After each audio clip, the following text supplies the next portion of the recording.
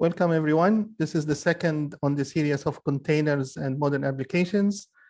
We listened to Vlad last time explaining us the different ways to run containers on AWS, and he basically went very fast, but very informative on how to, and the different ways to run containers. And we had very good interactive session last time. So keep it up with the questions. You don't have to wait until the end. I will try to record the questions so that we don't miss anybody. And now I leave you with Vlad. Vlad, floor is yours. Hey everybody, so just last time I pre-recorded the video a couple hours ago, so I'm gonna start sharing and playing that video, but I will be active in the Zoom chat, and after the video we will again have a Q&A session and a chit chat. So let me share the video again with y'all, which is this. I'm gonna stop my camera actually to make sure we have all the bandwidth focused on the video, and I'm gonna start it. Hello everybody, I'm Vlad, and I'm yet again going to be your presenter today and the annoying face sitting right here in the corner. As you know, this is the second presentation in the 2021 series of container meetups organized by the AWS user group Dubai. Specifically, this is the 9th meetup of the group, and we'll be covering building containers today. Let's discuss the agenda. First up, we'll discuss how we can build container images. We will then discuss how we can store those container images, and then we'll cover a couple of best practices. We will, of course, end up with a Q&A and some social chit-chat. Just like in our first talk in the series, a short and to-the-point agenda. Before we start, though, I want to thank our organizers for setting this up, and I want to thank them for all the work they're doing for the AWS community. Thank you, Anas, thank you, Walid, and thank you, Ahmed. Your work is really appreciated. I also want to thank our sponsors for this series, AMD. Without them, we couldn't have done this series, so thank you, AMD, for sponsoring these events. All that covered, let's get to it. Let's recap from last week first, in case you've missed the recording. What is a container?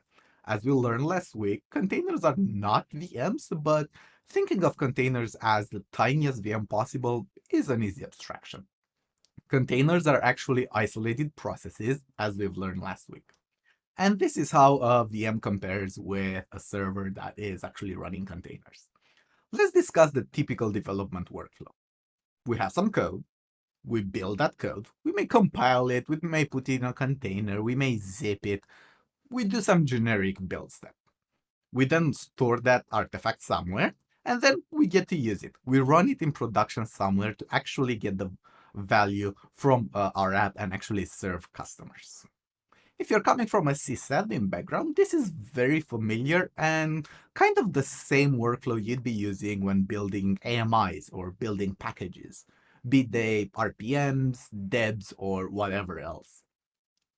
If you're coming from a coding background, this sounds a lot like the workflow you'd use when building a shared library or a package, be it an NPM package, a nugget, a jar file, or whatever else. Of course, it's the same workflow for containers too. How does it look like? Well, the code in our case is the Dockerfile, which is written by a human. The Dockerfile is basically the recipe for how to build a container.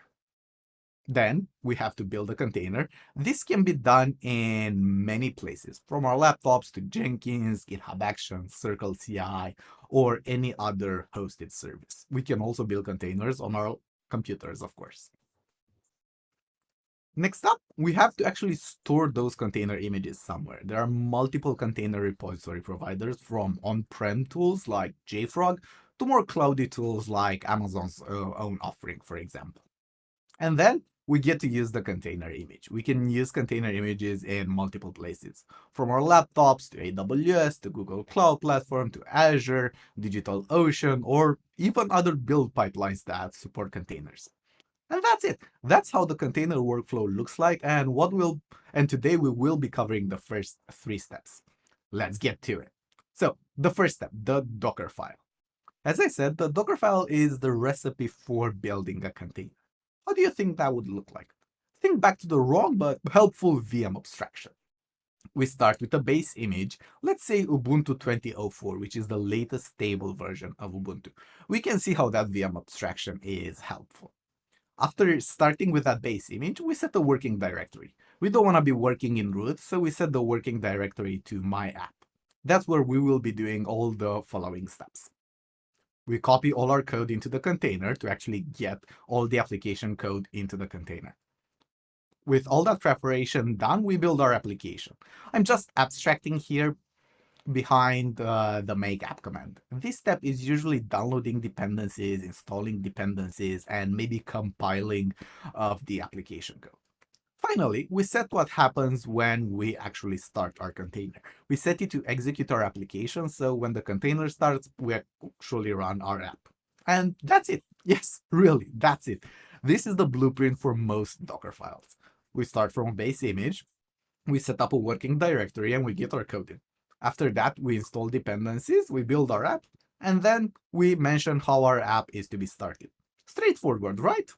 Let's actually look at a real-life example so we can see how this all looks in production. Let's do that with a Golang web application. Let's use Golang 1.17 as the base image. I'm not using the default base Ubuntu image because that does not come with a Go compiler already installed. We'd have to install that, and that would be way too much work. Most languages have their own official and fully validated images, just like we're seeing here for Go. Again, we set up our working directory. We're going to be doing all our work in here. We don't want to be working in root or /user or /bin or anything like that. And then we copy all our code in. We install dependencies and set them up. For Golang, the command is go mod download and go mod verify, so that's what we're using here. This is what would have been hidden behind that make command in the previous generic example. Nice. Now that we have the dependencies installed, we actually compile our application. For Go, we do that using the go build command, and we output an executable called example. Our application is actually a web application, so we also have to specify the port that it's running on. We do this using the expose command. Some apps will be web apps, some not, so this line is only needed and included for applications that need to make use of a port. And then we set the entry point to our app. So when the container starts, our application actually starts. We're not setting any flags here or anything complex. We're just pointing to our executable. And that's it. That's the full Dockerfile. So the full recipe for building a container for a Golang application. It is very much following the initial recipe. Base image, working directory, dependencies, and app install. And then we set what happens when the container starts. That's it for writing up the recipe for building a container. With the code part done, let's move on to the build part. So how do we actually execute the recipe? How do we actually build that container image? We do that by running docker build dot. The dot in this case is the current directory. So we're running docker build in the current directory with the Dockerfile in the current directory. That will return a lot of output though. Let's take it step by step so we can see what happens and we can discuss it. On the left, we have our Dockerfile, and on the right, we have our terminal where we will be seeing the docker build output command. Let's hit run. First up, the from Golang 1.17 line. I already have the image downloaded on my local machine, so Docker is not downloading that again. If I did not already have the base image downloaded, Docker would have downloaded that image in this step. Now that we have the image, we set up the working directory. We can see that Docker did indeed set that. We then copy all of our application code into the container. Awesome, we can see that Docker did run that command. There isn't a lot of output though. After that, we install the dependencies. We do get some output now, all modules verified, which is exactly what we would expect those two commands to output. And then we build our application. Again, not much output. Go is not that verbose when actually building applications successfully. And finally, we set the entry point to the container to our executable. And that's it. That's the whole building process. That's how you build a container. As we saw, Docker went step by step through our instructions to build that image. If we actually run Docker images, we'll see two things: our image, which is untagged, and the base Golang 1.17 image that we used. Woo! We built a container! Yay us! But that's not pretty, is it? We get those none for repository and tag, which are not pretty. So let's discuss tags. How do you actually give an image a name? How do you actually tag an image? Well, we do that with the docker build -- tag and specifying the tag. For example, if we run docker build -- tag my tag, we would get an image tagged my tag latest. So my tag would be the repository, and Docker automatically adds latest as the version tag. That latest is not ideal though. Let's specify a specific version. To do that, we send a composite string to tag myRepo : my tag. That will lead to our image being tagged exactly like we want. We get a nice string for each. Of course, there are many different ways we can do versioning. We'll cover that a bit in the best practices part of the talk later. Now, we actually have a container image. Yay! But how do we actually run that container locally to test that it works? Of course, Docker run. I'm using here the image ID, not the tag. But because we're running a web application, we also need to specify the port mapping for the container. By saying -- publish 5003 : 5003, we say, hey Docker, map the 5003 port on my laptop to 5003 in the container. And if we actually go to the browser, we get some default output from the web application running inside the container. We will get more into this during our workshop tomorrow, so make sure to be present. Nice! We did the build part too, so let's move on to actually storing container images. So, how can you actually store a container image? How do we make sure that our cloud infrastructure has a place to download the images from? As we've discussed, the whole workflow is similar to storing packages. Since we're running on AWS, we're going to be using Amazon's own container storage service, Amazon Elastic Container Registry, or ECR for short. This is the console page for ECR, and it's actually a pretty good one, so let's give it a run through. There's the Getting Started button, so we click that, which takes us to the repository list. We don't have any ECR repositories, so let's create one. We can do that by clicking that big orange button, which takes us to the creation UI. As we can see, it's very easy to create a new repo. We give it a name, example in my case here, and then we have a couple of settings. I do recommend you set image immutability to true. This will basically block us from overwriting a tag, which is a very good idea. For the purpose of this series though, we can just ignore the other options. We're not gonna get into those details here. If we click create, we get a repository. Yay! It really is that straightforward. If you actually go to the repository, we also get a very helpful button, the View Push Commands button. In a shocking plot twist, AWS actually has really good docs and shows us how to push an image. It's awesome. Let's take those commands one by one and discuss them. I'm running on macOS, so I will be running the macOS version of the commands. But as you notice here at the top, they also have commands for Windows, which is very nice of them. Good job, AWS. As you remember, if we run Docker images, we have a list of our images, the base Golang 1.17 image and our image. Each image is tagged with a repository and version tag, repo name and version for our image. Let's take AWS's commands one by one and see what they do. This is the first command. It's actually two commands in a really big string, so I separated them and formatted them nicely so we can properly discuss them. We're doing two things here. First, we're using the AWS CLI to log in into ECR with that ECR get login password. ECR is a per region service, so we also have to specify the region that we want to log into. In my case, it's EU West 1. What this command does is that it gives us a token for actually authenticating with ECR.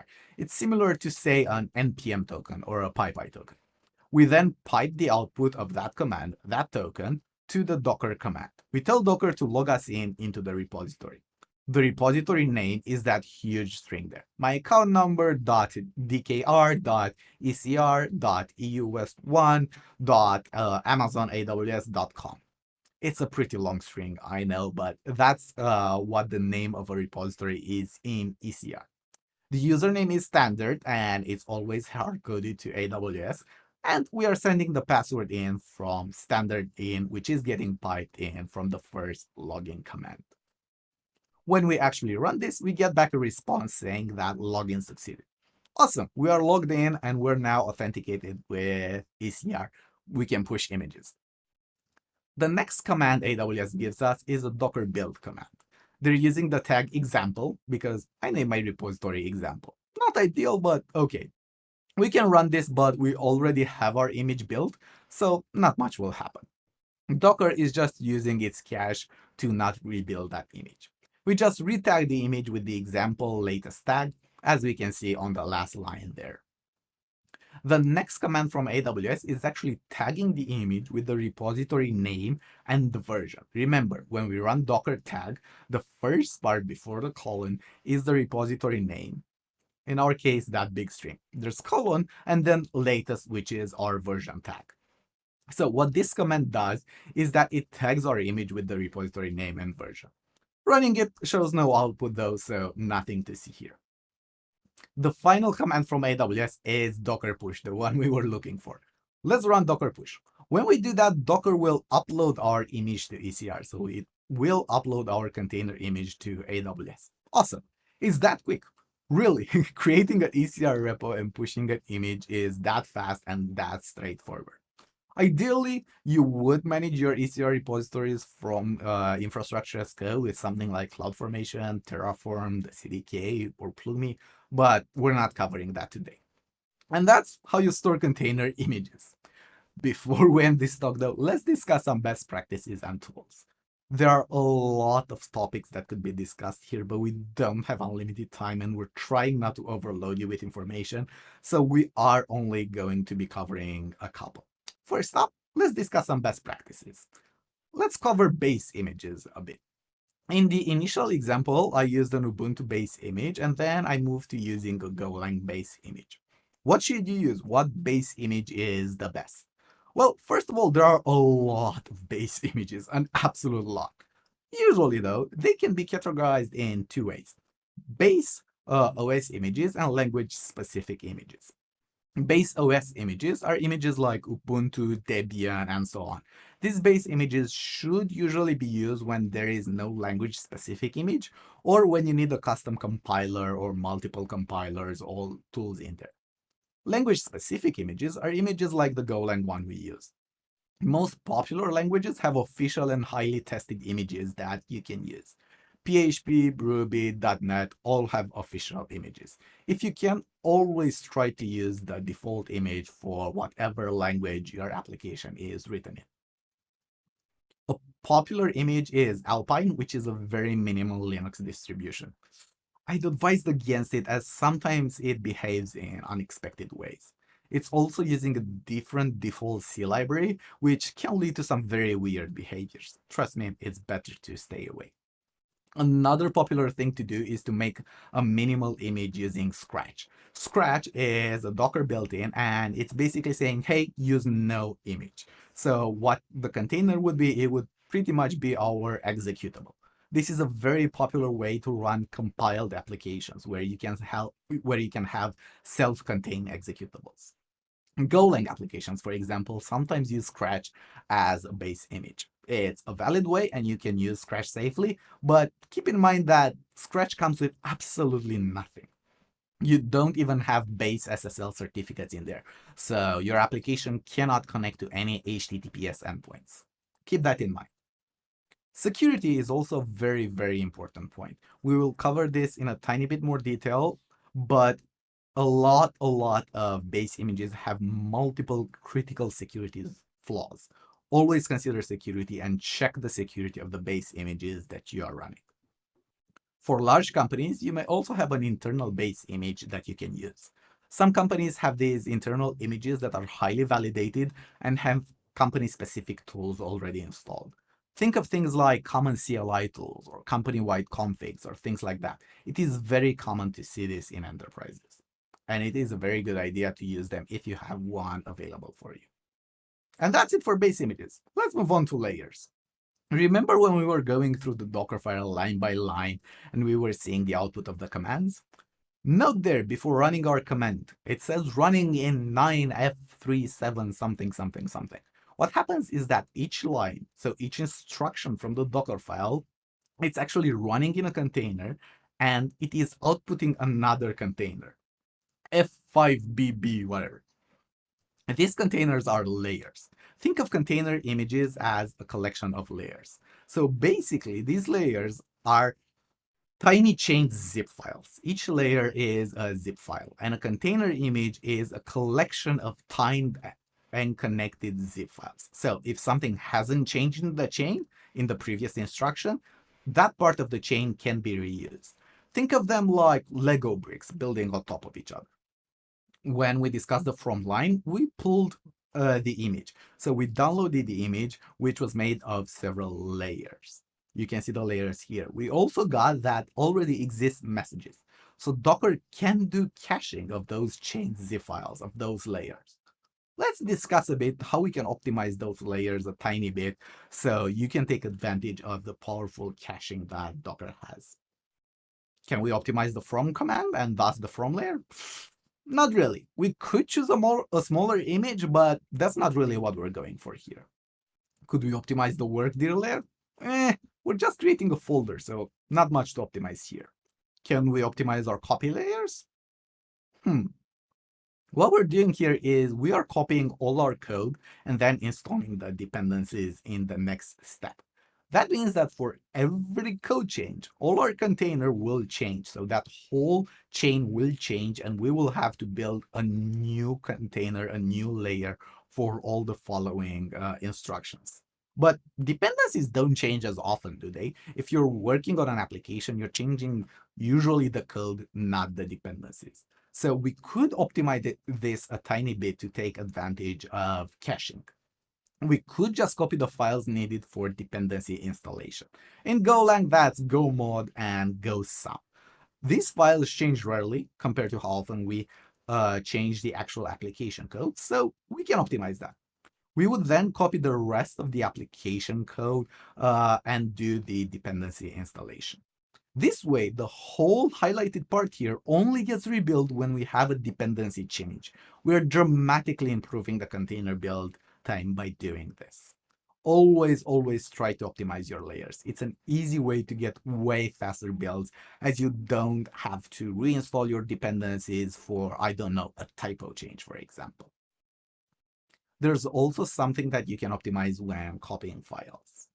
This is the GitHub repository for Atlantis, which is a Terraform automation tool. It's a very nice app, but not what we care about right now.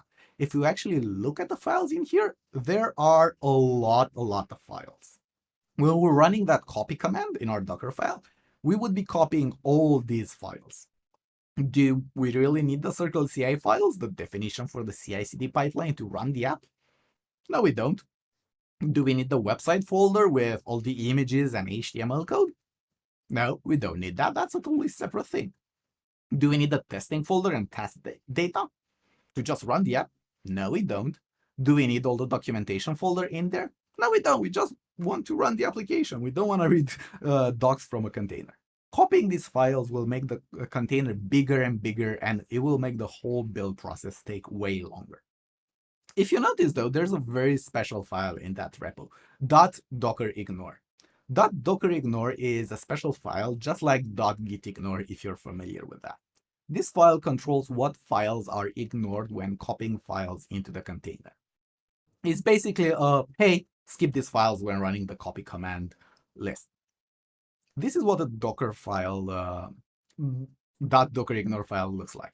It's just like a .gitignore file if you're familiar with that. In here, we're saying, hey, ignore the docs and images folder. So whenever a copy command is ran, skip these two directories and don't copy them. We can also add wildcards. Here we add star.md, which will ignore all the markdown files. The markdown files are usually documentation files, so they're not needed in the container to run our app. But let's keep the readme.md file in there. By putting an exclamation mark in front of the readme.md line, we're saying to ignore all the markdown files, but not readme.md. You can search the internet and find Docker ignore files pre-configured for most popular languages. Do make sure that you use them, as they're a super easy way to speed up your builds. Another thing we should talk about are multi-arch builds. What I mean by multi-arch builds is building container images for multiple CPU architectures, like for Intel and AMD processors, and separately for ARM processor. Why does this matter? Well, Apple Silicon is a thing now. So if you want to run your containers on a new M1 Mac, ARM images are needed. But more importantly than that, AWS offers ARM EC2 instances that you can run your containers on. Those instances have way better price performance ratios, and you should really look into using them. Honeycomb, for example, when they migrated their apps to ARM, they saved 40% of their EC2 bill. That's almost half the compute bill. Building multi-arch images is not always easy, but it's something that you really should consider. For interpreted languages like Python, Ruby, JavaScript, there is usually little effort involved in doing a multi-arch build. The runtimes support that by default, so it's pretty straightforward. Depending on what dependencies you use, it might be native support or it could get complicated. For compiled languages like C++, Java, C#, Go, there is some effort involved. The effort depends on what language you're using and how that is being compiled. Golang, for example, is usually easier to do than an exotic flavor of C++ with a lot of low-level dependencies and low-level libraries. But it depends. In our workshop tomorrow, we will actually build multi-arch images, so make sure you're there. Another thing I really want to cover are tags. We can put whatever we want in tags, but please make sure to use proper versioning. Latest is an abuse tag, and you can never tell what version you're actually running. Only use latest for quick start and demos, not for running apps in production. You should always tag your container images with the git commit SHA so you know what code created that image and what version of the code you're using. You can use multiple tags on an image, so you should also use somewhere to tag your images, ideally in an automated way. Don't force your developers to do manual versioning and tagging. And there are multiple automated tools that can do that. For example, based on PR labels, Action Bumper, if you're using GitHub, is a very nice proposition. Another really popular option is using conventional commits, and one of the many tools available that can bump versions for you. Whatever you do, please make sure you automate your versioning process. But we're already talking about tools, so let's dive into some other helpful tools. First up, Dependabot. Dependabot used to be a separate company, but it got acquired by GitHub and is now offered as a native GitHub service. What Dependabot does is automatic tag updates. It looks kind of like this. Dependabot creates a pull request, so a change request in your repository, bumping the actual version of the tag you're using. So if you're starting from a base Ubuntu image of 20.4.1 and then 20.4.2 got released, well, Dependabot can come in and automatically bump that version for you whenever there is an update. In this screenshot, we can see Dependabot bumping an image from 0.9 to 0.10. This is a very big deal. Security is a big deal, and automatically updating your base images and keeping them up to date is a very important practice. A tool like Dependabot can help a lot here. If you don't like Dependabot, there are a lot of other alternatives available on the market, like Renovate, for example.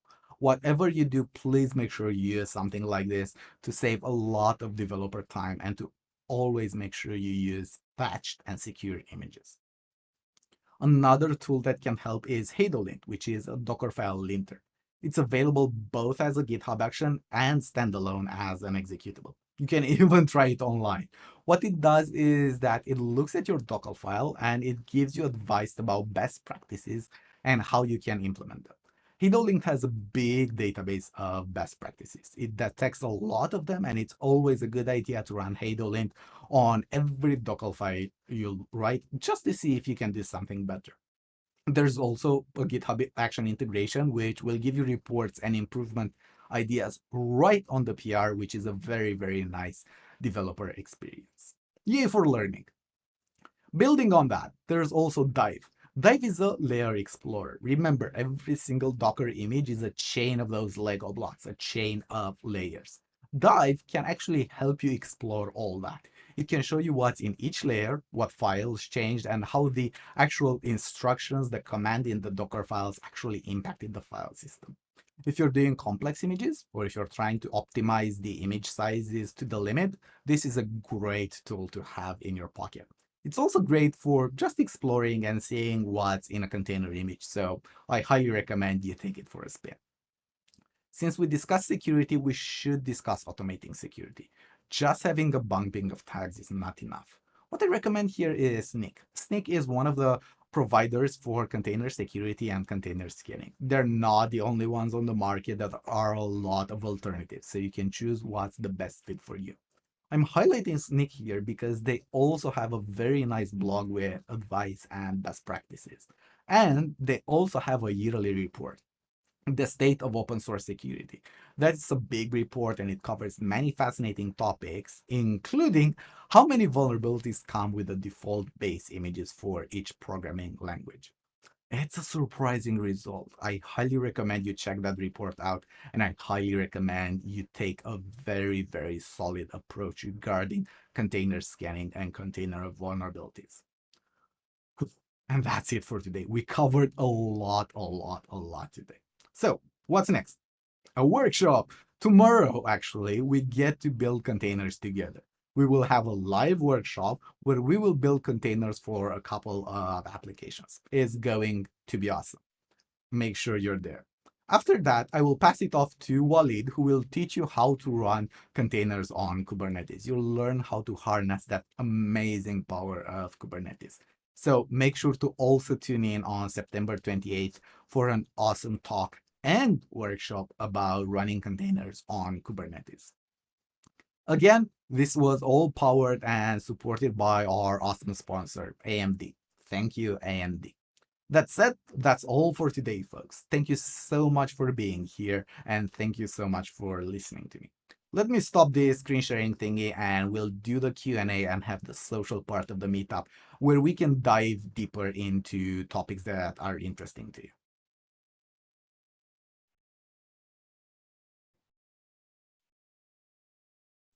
And that was it.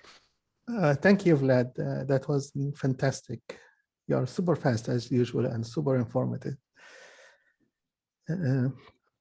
So hopefully, folks, I kept a nice balance of information and not overloaded you. Trying to yes, find the ideal balance was a struggle. So yes, let's go with the questions. yes. So most of the questions already answered. We have another container, an AWS hero, Satya. I hope I'm pronouncing your name correct. You can unmute, please. It's perfect. Don't worry. All right. Thank you for being here, Satya. We definitely appreciate you being here and answering questions. Are you coming Yeah, tomorrow? I will try to join. I actually found out very late, otherwise I'd have joined in. Yes. So I always wanted to listen to Vlad talk. Fun fact, we're in the same city for like more than 2 years, and I've never heard him talk about tech or AWS. I've heard him talk about everything else. All right. Yes. And yeah, Vlad, fantastic talk. It's a really good balance between going too fast, too slow, going too much, too little. It's I'm gonna have to take tips from you now. I asked him already. He said free time. We don't have the free time. We need time, more time. So I have questions for you, Vlad. Now, we know already that most of the, like, let's say Docker Hub, most of the container images are actually, when you run them, they will be run as root user. And this is like one of the bad practices. Why didn't you include the user directive? I mean, I know this is like 101 still, but No, I mean, that is a very good question, and the answer is going to be disappointing. I totally forgot about it. That, fortunately, that is something that HaloLint, the Dockerfile linter that I yes, mentioned, is alerting people about. Don't run commands as root. And most Docker Hub images, including Ubuntu, which is usually my favorite general base image, all those images, well, most of those images do have users preset for you to use other than the root user. So definitely do that. Yes. Very yes, good yes. point, Walid. All the commands that you're running in the Docker file by default run as root, which is absolutely terrible, and you should not be doing that. Very good point, Walid. I totally forgot about that. Okay. The second thing, when you're talking about tagging, so I might have missed while watching the chat. Usually, for me at least, that I know that I'm going to push, for example, to a certain registry. So I do build and tag at the same time. So if I'm pushing to Docker Hub, I would do Docker IO / whatever, so that I don't do tags twice. What That's do you a think? valid workflow. I don't typically build my images. I let Right. the CI/CD pipeline handle actually building and pushing Yes. the images for me. So I don't really care. I think I barely even run Docker on my laptop, to be honest with you. I base myself heavily and I trust my continuous integration system heavily, which is something we're going to be discussing tomorrow. But yeah, and a lot of the Docker commands can be chained together, or you can use helpers. There are a lot of ways to optimize the workflow for local development. Yes. So automation is key. Sometimes, like for us, disconnected REM, sometimes you need to get images and then tag them again. And this sometimes brings confusion, let's say, to some of the developers. They don't know what the tag is. And the other thing that confuses them, the name repository instead of image. Like you say repository, you say, okay, and where is the image? The image is the repository. Yeah, it's naming is one of those really hard problems in tech. Yes. And for container images, we did not get that right. Yes, the repository is actually the name, which is a bit weird, but again, naming is hard. So tomorrow, can we know what tools you're gonna use tomorrow? Because I have seen your abstract before, and there's one tool you didn't mention today. I was wondering if you're gonna mention it tomorrow. Yes, what we're going to be doing tomorrow is we're going to be building Docker files for 3 applications. We're going to start with a Golang application, so we're going to base it off the example that we did today. We're then going to build a container image for a Python application, and we will end up maybe with a React application, something that shouldn't necessarily run in a container, but we're not going to get into that here. To actually make sure that each and every one of you has a good experience during the workshop, we will be running the workshop in Gitpod. Gitpod is very similar to the newly launched GitHub Codespaces. It's basically VS Code in the browser. We will be doing that because I'll be sharing with you some repositories before the workshop that pre-configure Gitpod. That way we ensure that everybody has the same environment that they're working on. Whenever I do container trainings or container workshops for my customers, we always have somebody that is just not working. Like their local machine is not working, Docker is getting weird issues, and after like an hour of debugging, we figured out that it's the VPN, which is blocking some port or some thing running on the laptop. To eliminate all those problems and ensure that everybody has a really, really good experience, we're going to be using this shared coding environment, Gitpod. And there's a second advantage. If one of you has problems or something is not working, Gitpod has the option to actually share the workspace. So you can share a link. We're going to be using both Zoom and Slack during the workshop tomorrow. And myself or other helpers or other students can come in, see what's happening, and help you debug. It will basically be a way of doing a way more involved and community driven way of working together in this remote way. We're trying to do it Similar to how it would be in real life, where we would all be in a room with laptops, talking to each other, actually collaborating and helping each other. So that's what we're gonna try to do tomorrow. We will also do the CI pipeline. We're gonna be doing GitHub Actions.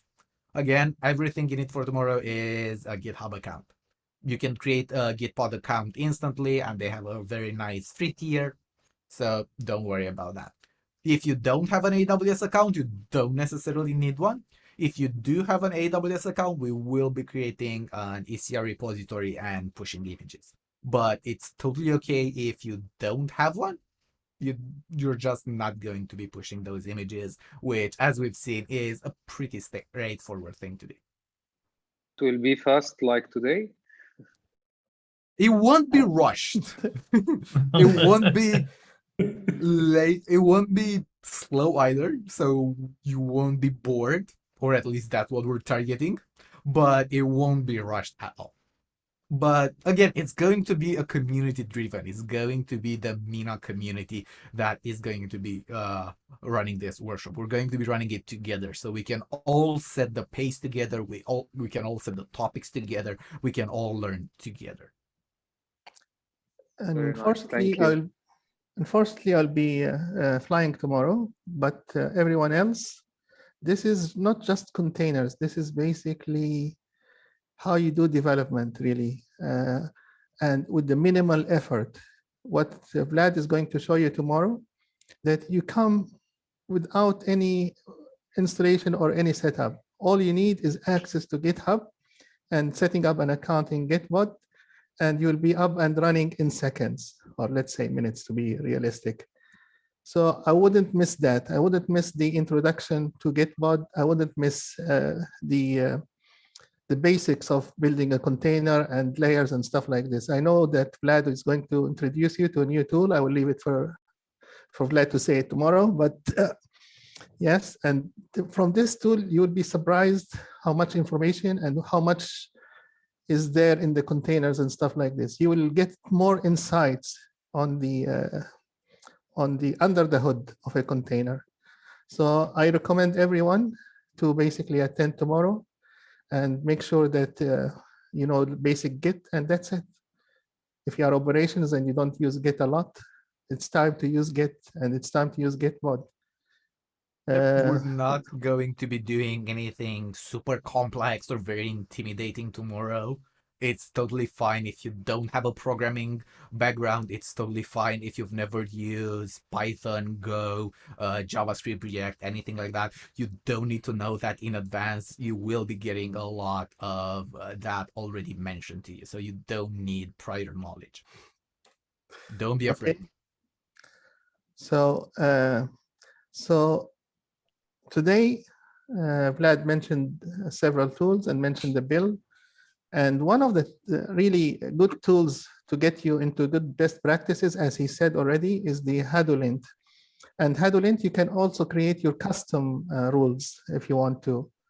Yeah, so this is a tool that you should start learning more about and basically get into the best practices early on so that you will cover your security from day zero.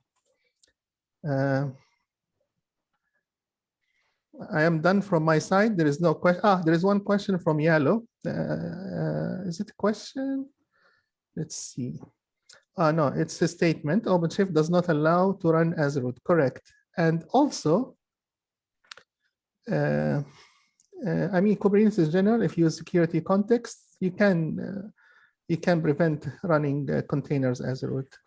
Which is a very good practice. You should not be running containers as root. Yes. There's no more questions. Any more questions, folks? Yeah, one question. So do we do software composite analysis, or do you recommend anything in your laptop when you build the images, or is it something which you do afterwards you build the images, or do you do it before you start building the images? Should it be in the laptop or should be left to later stages? What software did you say? The audio dropped for me and I couldn't hear it. Software composition, like in Nexus, when basically you want to why are you doing it, Yalo? Is it to check the licensing? Is it to check security, check dependencies? Why are you doing it? Yeah, so basically for checking the vulnerabilities, if I'm using open source tools, so software composite analysis will ensure that Yes. I'm not using any outdated packages, or I'm using the latest package, something like that. So should it be a practice of doing that, or it should be done later? I can tell you what we are doing at work. Okay. At work, as long as you are in testing and staging, we don't care. But the moment you want to go to production, where basically compliance and regulations take effect, you have to comply. So if you have a code that is not that is basically doesn't have a license, you have to make sure that you either replace it or you make sure that there is a license or something like that. It's very similar for me too. Whenever the CI pipeline starts running, before the container image is built, the licenses and versions are checked. I'm doing that at the code level. I'm not doing that at the container level because I don't see a point in postponing it after the container image is built and pushed. I already have access to the code in my CI pipeline. I have all the details there. I am connected fully into the developer workflow, so I can easily alert there about outdated dependencies, forbidden licenses, and things like that. And I usually do that even for testing or debugging to ensure healthy practices from the start. But that's up to the individual company, individual developer, and whatever security policies and frameworks you all are using. Thank you. Good question, Yalo. What do you do now? What are you doing right now? So you mean where do I work? No. When it comes to software composition analysis. Yeah. So what I have seen is in some companies they strictly follow the shift left policy. So it's installed in the laptop itself, so that you don't overdo the things and you don't delay the sprint and other things. Correct. But in most of the companies, you're right. In most of the companies, securities is not coming to the left. It is usually the afterthought. So I have a different philosophy at work. The thing is, because I work at Bitcoin, I work at Adobe just for reference. I have the benefit of the base images being baked in by someone else. So we have, when you start working in big companies, they will have a lot of dedicated teams. Like we have a team which is dedicated just to building the base images, which is a good and a bad thing, because it's good because that much of operational overhead is off you. It's bad because if there's something wrong, then you have to wait for them, you have to report to them, and they'll be like, oh yeah, we'll check it, but we don't have the bandwidth right now, so can you just follow? But the base image, the team which builds the base image, they give us a base image. We build whatever code that is that we have, we build it once. And then whatever image that has been built, that is the same image that's going to be used everywhere else, all the environments. So to get this, we add the vulnerability testing, etc., after the build stage. The reason why we do that is because of dependencies which might be coming from the other teams. For example, like I said, a library that you may be using, or there might be some other version of libraries that might not be in use when you're building locally, or just a hypothetical example. But Vlad makes a very good point when he says that, if you have code on your system, why wait till you wait for like 5 minutes or 10 minutes or whatever for your Docker image to be built and then do the scanning? So just do it locally. But either ways, I think the image builds, the tests, etc.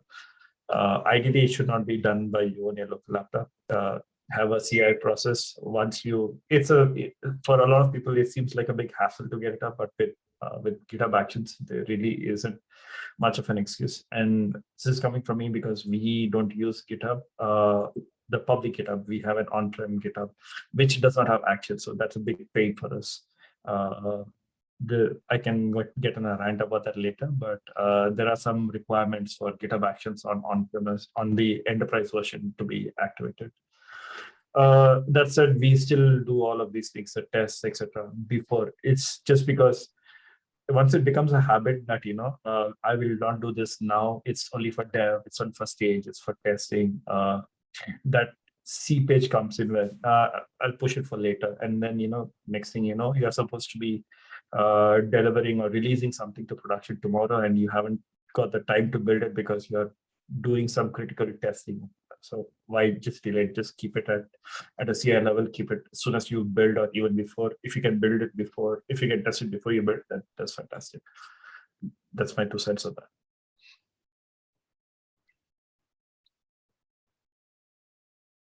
Awesome, good point. excellent. Anyone else would like to comment on the software composition? This was a good question, and it's very valid on the enterprise. Yeah, hi, Ajmal. this is Ajmal. Yes, can you hear me? Yes, Yes, we Ajmal. can hear you. Ajmal Qatar. Yes, thank you so much, Vlad. It was such We a had another wonderful session. AWS community builder. Oh, awesome. Absolutely.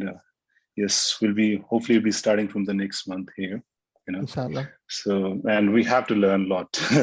So going with the experience, and I can see the guys, what you are doing, I'm sure, you are going to be help for us. Okay. So I just have one simple question. Maybe it's not related with this, but can we run, can we execute the Docker commands within a container itself? Because I remember, I was setting up a GitLab before, where there's a runner, right? Which basically is a build, which actually runs your build job, right? So we were trying to basically run those jobs, but we were getting some errors because obviously, the build itself, is a Docker image, is a Docker container. So is it possible? Can we execute Docker commands within a Docker, or we need to do some changes to it? Vlad, any comments? The short answer is yes. The long answer is it really depends on what you want to use and what your security requirements are. So Docker in Docker is a thing that you can do. Most security teams are not going to be fully comfortable with that, especially in bigger companies. That said, there are a lot of offerings that do support building containers inside containers. I remember being a really popular one whose name I'm losing right now. Jeremy It was Azzoni. over... What? Canico, I think. Okay. Yeah, go ahead. Canico. K-N-I-K-O. Yes, that's it. It's very popular, as far as I understand, is right now the leader in the space. You can do it. I personally wouldn't. I'm not a fan of running our own CI/CD pipeline and things like that. I prefer offloading that to a provider. If you do have to run your own, using containers is adding another step of complexity there. So I would just be using normal EC2 instances, normal virtual machines, and do the build like that. Or do Docker in Docker if your security teams allow it. It's something that's getting better though. So the Docker and the container community itself, not just Docker, BuildKit actually, and a lot of other builders are working on this to solve this problem, but it's still not a fully solved solution, at least from what I've experienced. Yeah, see, I would also not, think about going into production with this kind of setup, right? But if you look at, for example, if you're doing a testing, right, and particularly if our whole workload is in Kubernetes, let's say, right, and we don't want to just set up the build server. We just want to just spin up a container, right, and use that as a build server and run, and then maybe we can execute the Docker commands there. So I would say for the testing, maybe we can use it, or for the dev things, we can use it, right? There are valid use cases for wanting to build Docker in a container. I'm definitely not denying that. At the same time, I don't want to necessarily get into the debate of how do we test containers. Do we test containers before we build the image? Do we test containers and code before we push the image? Do we test after? How are we doing that? Because there are trade-offs. But yeah, it depends. And again, there are trade-offs. For Kubernetes, yeah, I look at Kaneko because I know they're running some really, really interesting things right now, and they're doing that in a pretty security conscious way. Satya was nice enough to post the link in the Zoom chat, so you can access it from there. Sure. Okay. Yep, Zaman, thanks. Ajmal. Yep. So basically, you did mention why you want to do this. You mentioned that basically you want to run GitLab runners, and GitLab runners, Yes. you can run them as Kubernetes pods. Exactly. So you have an alternative. I will always start with the why you want to do this. And again, as you said, the context. So the context, and if it's production, most likely, no.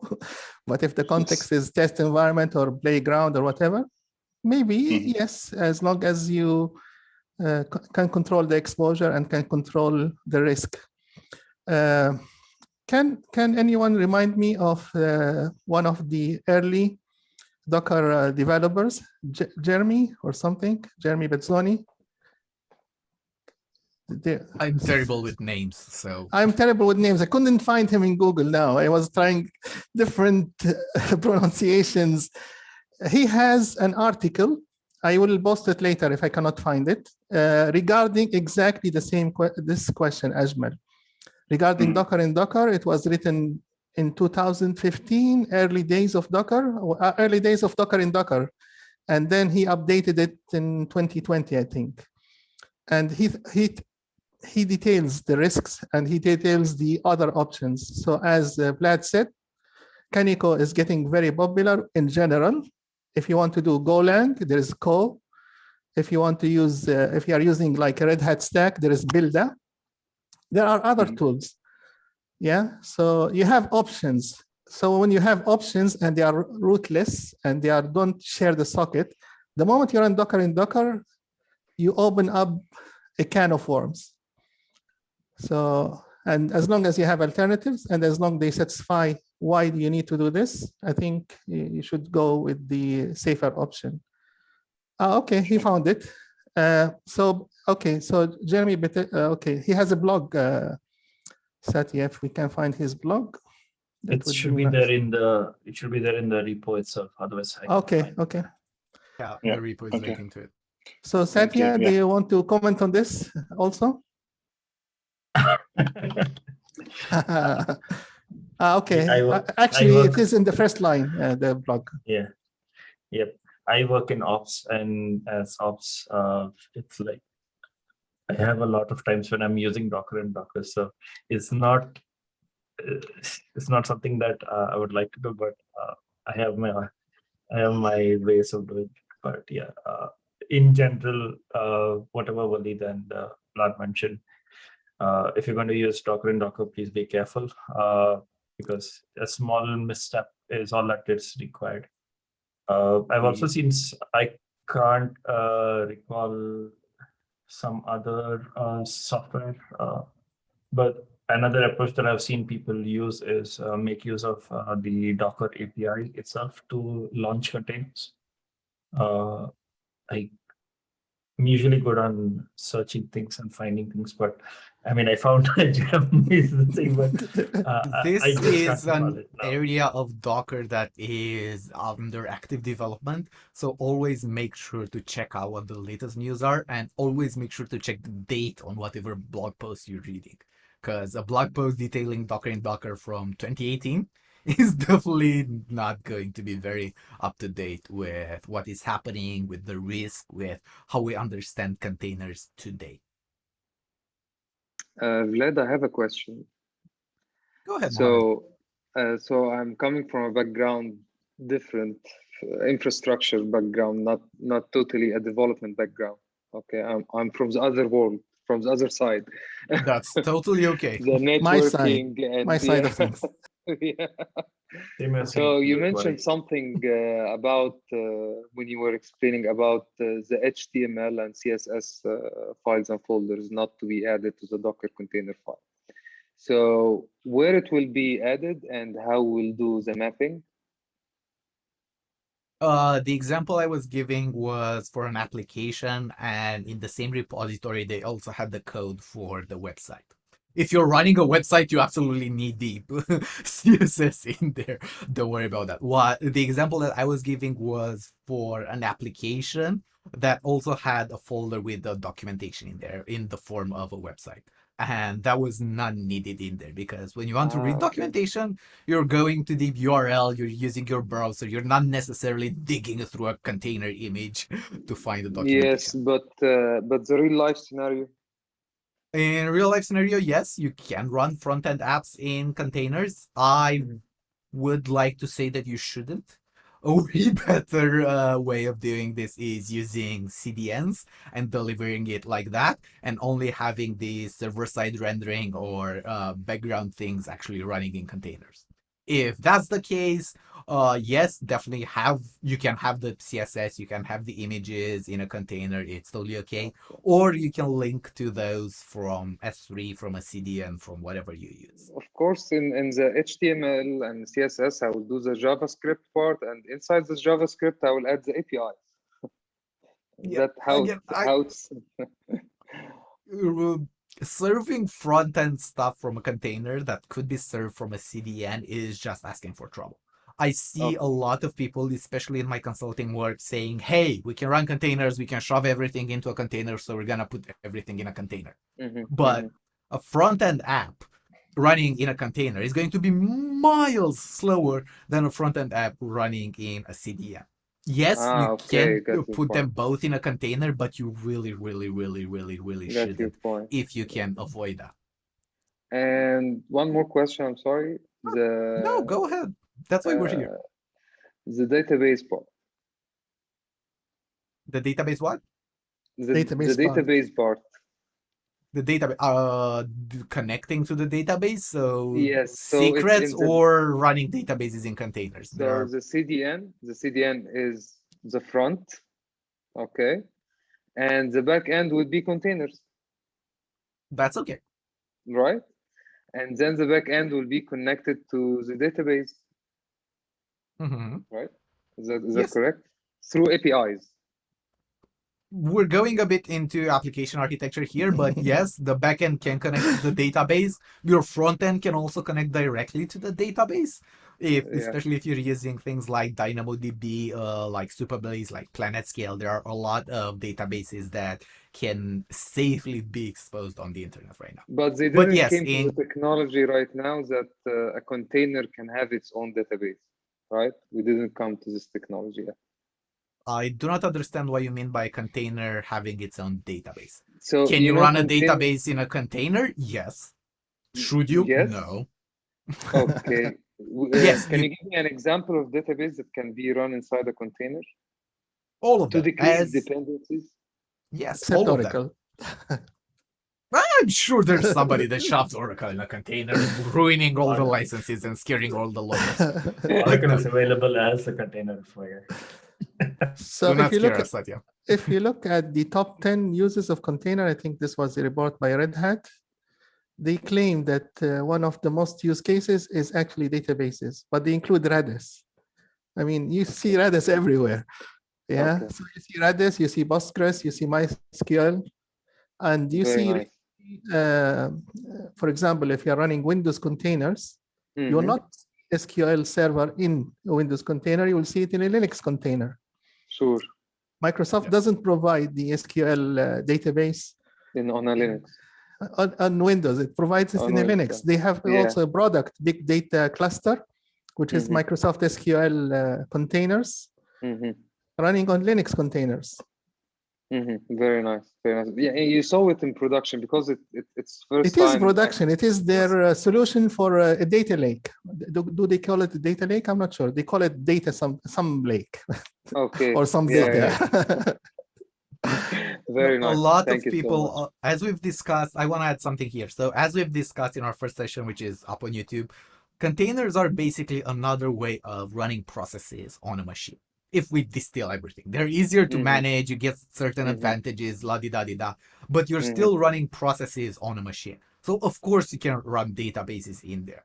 but you set up yourself for a lot of pain because you still have to manage storage, you have to manage backups, you have to manage restores, you have to manage disks and make sure not to saturate the connection and all that. So you can do it, but again, usually it's easier to just offload it to a provider, be it AWS RDS or sure. It's much easier, a lot easier. Yes. Do you do any kind of clustering mechanism for containers or no need? Walid will be covering that on September 28th. Okay. I think there is a clustering solution right now. There are some clustering solutions. One of them is becoming quite popular. Muhammad, you asked a good question, and I will ask Vlad and Satya some questions based on your question, because these are questions that we always get in Containers 101 workshop. Yeah. What shouldn't I package in a container? What shouldn't I package in a container image? Can I put all metadata? Can I put data inside the container? Can I put secrets? What shouldn't I include? Satya, do you want to give it a go? Tough question. It depends. A lot of context is required. Secrets, that's another can of worms. Some people will, you're ideally not supposed to put anything secret in a container, because all that you need to leak the secrets is just to a Docker inspect, and you'll find it. If you're using like Dive, then you'll know at what exact point it was added on, and you can try to hide it, but the layer history is still going to be there. Some people go to advanced lens, like they squash the layers and such stuff, but the chain of the trail will still be there. The 12-factor, there's a website called the 12-factor app that explains how you're supposed to do secrets. As per the 12-factor app, your secrets are supposed to be injected via environment variables, which is like good bad types, because if you do a Docker inspect, or if you manage to get access to a container and you do something like do a cat/proc/ and then you found your environment variables and the secrets again. Of course, when you do your workshop at Kubernetes, I guess you'll be mentioning about the secret providers, things like Vault Secret Service, but this is,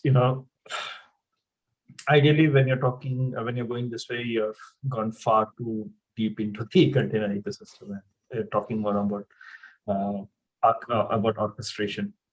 So yeah, I mean, I guess a good safe way is environment variables. I'll get murdered probably for this, but I think that it sort of meets a good and don't embed the secrets in a Docker file. Having an environment variable injected into a container is good enough. There are some container security scanners which will prevent third-party access to these environment variables. For example, if you use AppleSec, even if you inject a secret as an environment variable, and if you try to access it, it's not going to be visible for you. They do some sort of obfuscation, and they have some sort of policies which prevent that. What sort of data? Ideally, a container should be as light as possible. It should contain only that is needed. If it's something like images, don't do it. There are far better ways of, by images, I mean pictures, JPEGs, PSDs, whatever it is. If it's on a CDN, you bypass like 20 different layers of network hops, just because the CDN will be distributing the image at the edge itself. And of course, the lighter your container is, the faster it can start up. And I mean, of course, there are things like image caching and whatnot. But if you're talking about massive scale, right? Not at the scale at which I work on, probably. Like if you're talking about Google level scale or whatever it is, if you get a chance to do some massive scale, or if you want to have some fun, like how Vlad did with the scaling containers, where you're pulling in 2,000 containers, whatever. Having lighter images makes it so much easier and faster to scale on those containers. Metadata, I didn't follow. What sort of metadata? Did I get that wrong? I'm just like asking in general, like some metadata is safe. Some metadata like user data, for example. Yeah, is- I don't know at what point we would like to use user data specifically in a container. That'd be interesting. Metadata is okay, I guess. I have seen, I think there have been recent Twitter threads where people are putting on what architecture was an image build just so to eliminate the confusion. Yes. I mean, of course, I would prefer to use flags for that. Then again, we are getting into the naming ways where there are 1,000 ways of name something, and you don't know it's the right way. Yeah, but I very much agree with Satya. This is a deeply complex subject. Ideally, you'd have nothing but your application code in there. Like, that's it. Nothing else. But are you ready for that? Like, in my ideal world, you wouldn't have any configs in there. Those would be taken from a feature flagging or a config provider. You wouldn't have any secrets or connection strings. Those would be taken, again, from feature flagging, from a configuration provider, from a secret provider. You wouldn't have anything else in there. But are you ready? Is your team ready? Are you at that level of engineering maturity to be able to do this? Not everybody is, and that's okay. Using environment variables for some things is okay. Like, don't put in your secrets in a container and expose them on the internet. That's never okay.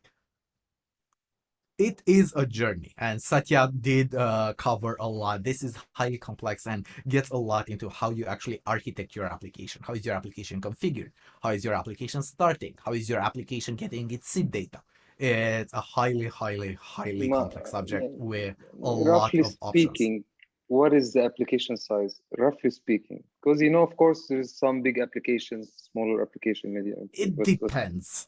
For example, I have containers that are, 30 megs where I'm running a tiny Golang or Rust API. And I have containers that are 10 gigs or 20 gigs because I'm using some big C++ library. I'm doing video. I gotta have the, Dolby SDK in there, FFmpeg with a lot of plugins and things like that. If you're doing machine learning, you may actually want to package your model with your container. So actually putting it into the container. Again, you can do that or you cannot do that. And that can spike up to, 50 gigs or even bigger. It depends. But think of it like this. Every single time you want to start a container or on a server, you're going to have to pull down that image. If that image is 50 gigs, starting a container is going to take a while.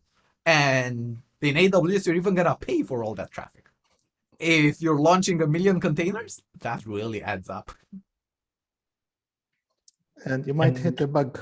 There was a bug with Botman that you cannot pull an image that I think was more than 10 gig. And 10 gig is like quite normal in some deep learning container images where they put everything. There was a Docker competition in one of the Docker birthdays, the smallest Docker image that you can build. Can you guess what size was it? Less than 1 kilobyte? Much less. No, 1 byte. Come on, what they can do in 1 byte? 63 bytes. It's just assembly, just echo hello. You can find it if you search it. And again, that's a valid container image. Containers are just a way of packaging executables and starting processes. They're nothing special. And if you start going the Windows containers where then you're talking about minimum 3 to 4 gigs of the things just because of that. So it depends. Yes. The point is, at what point do you start getting frustrated? There's this thing known as a clean room build where every time you're building a container, you start off in an empty environment where there is absolutely no shared caches, images. So how long is that going to take? If that takes more than whatever your tolerance for frustration is for speeding up your workload, then I think you should try to keep it as possible. Imagine editing a bash script and to see your change, you have to wait half an hour for your Docker image to happen. Like, yeah, I would just rip my hairs out. I could not handle that. Yes. And now we come to the section where we give an AWS voucher I think Muhammad Atiyah, you deserve one. Yalo, you would deserve one too. So for today, I think Muhammad Atiyah and Yalo will be the winners of AWS vouchers. What do you think, Anas? And thank you, Ali. I agree. Thank you. Congratulations. Thank you. Thank you for being so Muhammad. active in the discussions. Thank you. Any more questions? Otherwise, we will hand it over to Anas.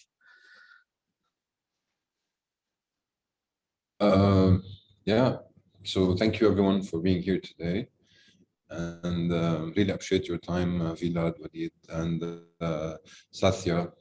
Thank you for joining. Our meetup had 4 heroes tonight, so it was a rich meetup, and looking forward for tomorrow's workshop. It's gonna also be exciting. Walid, we're hoping you were with us. You will be with us tomorrow, but have a nice vacation, enjoy it. And we'll see you next week with EKS as well. Work-life balance is important. Cherish that.